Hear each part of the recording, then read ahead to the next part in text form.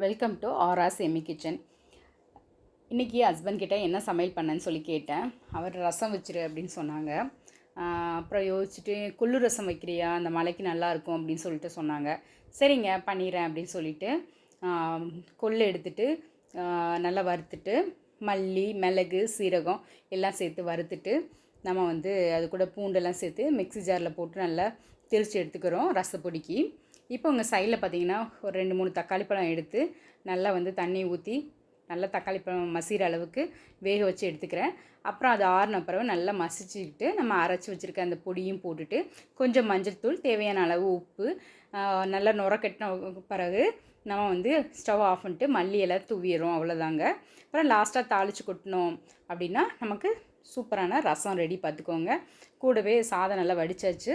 அப்புறம் பார்த்திங்கன்னா தொட்டுக்கிறதுக்கு வந்து சுரக்காய் போட்டு கூட்டு வச்சுருக்கிறேன். அது கூடவே வந்து நல்ல சுல்லுன்னு காரமான சம்மந்தி ரெடி பண்ணியிருக்கிறேன். பார்த்துக்கோங்க. இதில் இருந்தாங்க லஞ்சுக்கு ரெடி பண்ணது. இந்த சூடான சாப்பாட்டில் வந்து நல்லா ரசம், அப்புறம் கூட்டு, சுல்லுன்னு துவையல் வச்சு சாப்பிடும்போது இந்த மலைக்கு சூப்பரான நல்லா இருக்குது. உடம்புக்கும் ரொம்ப ரொம்ப ஹெல்த்தியான ஃபுட்டுங்க.